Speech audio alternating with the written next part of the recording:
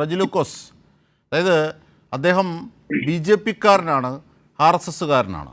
ആ അർത്ഥത്തിൽ അദ്ദേഹം പൊതുപ്രവർത്തനം നടത്തിയിട്ടുണ്ട്. പക്ഷേ ജനാധിപത്യ മര്യാദ എപ്പോഴും പാലിച്ചിട്ടുണ്ട്. ഇതാണ് അംശു വാമദേവൻ തന്നെ പറയുന്നു. ഇന്നലെ അത് മേയർ ആര്യ രാജേന്ദ്രൻ അടക്കമുള്ളവർ പറഞ്ഞു. അവരൊക്കെ ആ ശവദാഹ നടപടികളിലൊക്കെ സംസ്കാരങ്ങളിലൊക്കെ ഇടപെട്ടവരാണ്, നേരിട്ട് അവിടെ ഉണ്ടായിരുന്നു മുഴുവൻ സമയവും. മാത്രമല്ല, ഈ കൈരളിയുടെ ഫ്ലോറിൽ തന്നെ ഈ അനിലും ഈ അംശു വാമദേവനും ഒക്കെ ചർച്ചയിലിരുന്നിട്ടുണ്ട്, പരസ്പരം കൊമ്പുകൊടുത്തത്. പക്ഷേ വ്യക്തികൾ എന്ന നിലയിലായിരുന്നില്ല. അപ്പോൾ നല്ലൊരു വ്യക്തിത്വത്തിനുടമയായിരുന്നു അനിൽ. മാത്രമല്ല, അദ്ദേഹം ആത്മഹത്യ ചെയ്യുമ്പോൾ അദ്ദേഹം ശ്രദ്ധിക്കണം. അദ്ദേഹം ആത്മഹത്യാക്കുറിപ്പിൽ കൂടെയുള്ള പാർട്ടി പ്രവർത്തകർ ഇങ്ങനെ ചതിച്ചതുകൊണ്ട്, ഒറ്റപ്പെടുത്തിയത് കൊണ്ടാണ് താൻ മരിക്കുന്നത്, മരണമല്ലാതെ വേറൊന്നില്ലാതെ തനിക്ക് താൻ ഈ ആത്മഹത്യയെ സെലക്ട് ചെയ്യുകയായിരുന്നു എന്നൊക്കെ അദ്ദേഹം എഴുതുമ്പോൾ തന്നെ അദ്ദേഹം ഒരു കവറിലിട്ട് കുറച്ച് പൈസ വെച്ചിരുന്നു. അത് അദ്ദേഹത്തിൻ്റെ ശവസംസ്കാരത്തിനുള്ള ചിലവായിരുന്നു. ആ അർത്ഥത്തിൽ പോലും ജാഗ്രത പാലിക്കുന്ന ഒരു വ്യക്തിയായിരുന്നു അനിൽ. ആ അനിലിനാണ് ജീവനൊടുക്കേണ്ടി വന്നത്. ആരാണ് ഉത്തരം പറയേണ്ടത്? റജിലുക്കോസ്. അജിബ് ഷാദെ, പ്രധാനപ്പെട്ട രണ്ട് കാര്യങ്ങളുണ്ട്.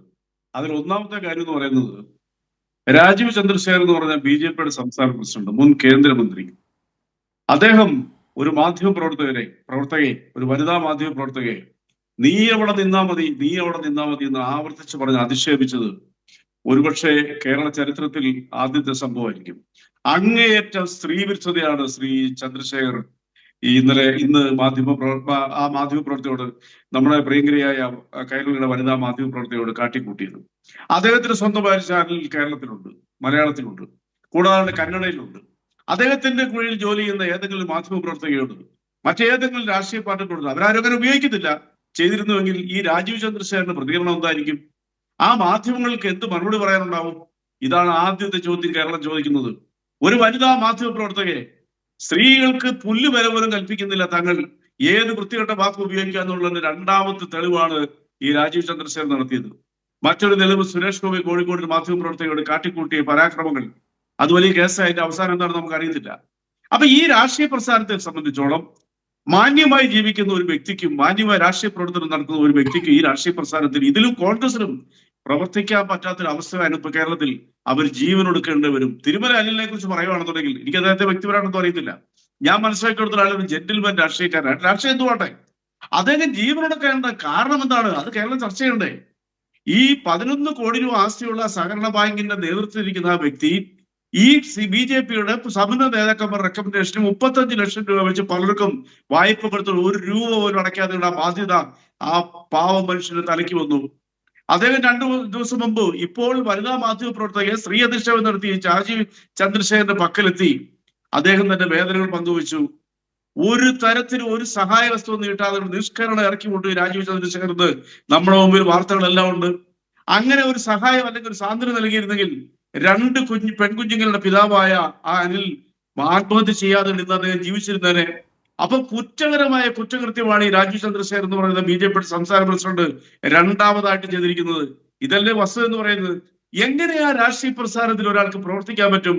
ദേശീയ തലത്തിൽ ഗോദി മീഡിയ ഒഴികെയുള്ള ബാക്കി മുഴുവൻ മാധ്യമങ്ങളെ നിരോധിക്കണമെന്നും അവർക്കെതിരെയുള്ള വാളോങ്ങലുമായിട്ട് നടക്കുന്ന ഈ രാഷ്ട്രീയ പ്രസ്ഥാനം മാധ്യമ സ്വാതന്ത്ര്യത്തിന്, ജനാധിപത്യ ഹത്യക്കും വേണ്ടി, മാധ്യമ സ്വാതന്ത്ര്യത്തിനെതിരെ നടത്തുന്ന പ്രവർത്തകരുടെ അവസാനത്തെ വ്യക്തമായ തെളിവല്ലേ ഈ രാജീവ് ചന്ദ്രശേഖരനോട് കാട്ടിക്കൂട്ടിയത്? രാജീവ് ചന്ദ്രശേഖരൻ എന്ന് പറഞ്ഞ വ്യക്തി BJP-യിൽ ഒറ്റപ്പെട്ടിരിക്കുന്നു. താൻ വന്ന് നൂലുമേൽ കെട്ടി കേരളത്തിൽ ഇറങ്ങി BJP-യെ അങ്ങനെ ചെയ്യുക, ഇങ്ങനെ വളർത്തുന്നൊക്കെ പറഞ്ഞ് ഗീർവളം മുഴക്കിയ മനുഷ്യൻ ഇന്ന് കേരളത്തിൽ BJP-ക്ക് പോലും ബാധ്യതയായിരിക്കുന്നു.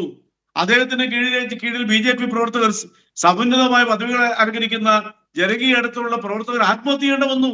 സ്വന്തം ശവസംസ്കാരത്തിന്റെ പണം പോലും കവറിലിട്ടുകൊണ്ട് തന്റെ ഓമനകളായ 2 പെൺമക്കളെയും തന്റെ ഭാര്യയെയും കുടുംബത്തിനെയും നിത്യ കണ്ണീരിലാക്കി ആത്മഹത്യ ചെയ്ത ഈ രാഷ്ട്രീയ പ്രസ്ഥാനത്തിന് കേരളത്തിലെ പോലെ ഒരു സംസ്കാര സമ്പന്നമായ മനുഷ്യ സ്നേഹികളുടെ ഇടമായ ഈ കേരളത്തിൽ പ്രവർത്തിക്കാനുള്ള എന്ത് അവകാശമാണുള്ളത്? ഇതേ മാപ്പ് പറഞ്ഞാൽ പോലും തീരത്തില്ല. കൈരളി പോലൊരു ചാനലിലെ വനിതാ പ്രവർത്തകയെ ഈ രീതിയിൽ അധിക്ഷേപിച്ചാൽ കൈരളിയുടെ പാർട്ടി പ്രവർത്തനം മുട്ടുമടക്കുമെന്നാണ് രാജീവ് ചന്ദ്രശേഖരൻ വിചാരിച്ചിരിക്കുന്നത്? അമിത്ഷായും നരേന്ദ്രമോദിയും പോലും വിചാരിച്ചിട്ട് പോലും ഈ വക കാര്യങ്ങളിലൊന്നും ഒരു പുല്ലും ചെയ്യാൻ പറ്റാത്ത ചരിത്രമാണ് ഇന്ത്യയിൽ കഴിഞ്ഞ 11 വർഷമായിട്ടുള്ളത്. മുട്ടുമടക്കി അവർക്ക് വേണ്ടി വരികൾ തീർക്കുകയും വാർത്തകൾ ചമയ്ക്കുകയും ചെയ്ത കുറെ മാധ്യമങ്ങൾ ഇവിടെ ഉണ്ട്. അവരുടെ മുമ്പിൽ നെഞ്ചുറപ്പോടെ നിന്ന രാഷ്ട്രീയ പ്രസ്ഥാന ഒരു മാധ്യമമാണ് കൈരളി ചാനൽ എന്ന് പറയുന്നത്. ഇവരുടെ ഇത്തരം തെമ്മാടിത്തരങ്ങൾ പുറത്തു കൊണ്ടുവന്ന് കേരളത്തിന്റെ സുരക്ഷയ്ക്ക് വേണ്ടി പ്രവർത്തിക്കുന്ന ഈ മാധ്യമത്തിന്റെ മാധ്യമ പ്രവർത്തകയോട്, ആ മാധ്യമത്തിന്റെ പ്രവർത്തകയോട് നീ അവിടെ നിന്നാ മതി, നിങ്ങളെ ഒരു മാധ്യമമായിട്ട് പോലും കാണാൻ പറ്റത്തില്ല, സൗകര്യമില്ല എനിക്ക് മറുപടി പറയാമെന്ന് പണ്ട് സുരേഷ് ഗോപി നീ എന്ന് വാക്ക് ഉപയോഗിച്ച് പറഞ്ഞതുപോലെ ഈ രാജീവ് ചന്ദ്രശേഖരൻ പറഞ്ഞതിന്റെ അർത്ഥം എന്താ? അടിമുടി ഈ രാഷ്ട്രീയ പ്രസ്ഥാനം കേരളത്തിനെതിരാണ്. ഇപ്പൊ ഇവിടെ പ്രിയപ്പെട്ട CPM-ന്റെ പ്രതിനിധി പറഞ്ഞില്ലേ, കൗൺസിലർ പറഞ്ഞില്ലേ, അദ്ദേഹം രാഷ്ട്രീയത്തിന് അതീതമായി ഞങ്ങൾക്ക് പ്രിയപ്പെട്ട അനിലേറ്ററാണ്. ആ വാക്കെന്നെ വല്ലാതെ സ്പർശിച്ചു. അങ്ങനെ ഒരു മനുഷ്യന് ഇതുപോലെ ഒരു ജീവൻ ഒടുക്കേണ്ടി വന്നെങ്കിൽ അതിന്റെ പേരിൽ മാധ്യമപ്രവർത്തകരോട് തട്ടിക്കയറുക, ഇന്നലെ മാധ്യമപ്രവർത്തകരെ കയ്യേറ്റം ചെയ്യുക, ഏറ്റവും അവിശ്വസനീയമായ ഒരു കഥ ഒരു ചമച്ചിരിക്കുന്നു. CPM കാരണക്കാരെന്നുള്ളവരും CPM ഇതിനകത്ത് എന്ത് കാരണം ചെയ്തു? അതേ എഴുതി വെച്ചിരിക്കുന്നു, തന്റെ സ്വന്തം പാർട്ടി തന്നോടൊപ്പം നിന്നില്ല, ഇത്രയും കടബാധ്യതയുണ്ട്, ഇനി മുന്നോട്ട് പോകാൻ പറ്റത്തില്ല. സത്യസന്ധനായ മനുഷ്യൻ എഴുതി വെച്ചിട്ട് ആത്മഹത്യ ചെയ്തപ്പോൾ അവർ പറയാ CPM ആണെന്നുള്ളവരും. അവശേഷിക്കുന്ന BJP പ്രവർത്തകർക്ക് പോലും അപമാനകരമായ വാക്കുകളല്ലേ ഇത്? അതല്ലേ നമ്മൾ മനസ്സിലാക്കേണ്ടത്? നമ്മൾ മനസ്സിലാക്കേണ്ട വേറൊരു വസ്തുത കൂടെ ഉണ്ട്. കേരളത്തിലെ സംസ്ഥാന സർക്കാരിനെ അട്ടിമറിക്കാൻ ഈ രാജീവ് ചന്ദ്രശേഖരൻ ഉൾപ്പെടെയുള്ള BJP-യുടെ കേന്ദ്ര നേതൃത്വം, കേന്ദ്ര സർക്കാരും നിരന്തരമായി ശ്രമിച്ചിട്ട് പോലും ഒരു പുല്ല് ഏക്കാതെ കണ്ട് കേരളത്തിൽ നെഞ്ചു വിരിച്ച ഒരു ഭരണകൂടം ഇവിടെയുണ്ട്. ആ ഭരണകൂടം ഇവിടെ ഇല്ലായിരുന്നുവെങ്കിൽ ഒരുപക്ഷെ കേരളത്തിലെ മാധ്യമ പ്രവർത്തകർക്കും മറ്റു രാഷ്ട്രീയ പ്രവർത്തകർക്കും ഇവിടെ എന്താകുമായിരുന്നു അനുഭവം? ഇവരുടെ തേരോട്ടം കാണുന്നവരിൽ പറയേണ്ട ഒരു സാഹചര്യം ഉണ്ടായല്ലേ?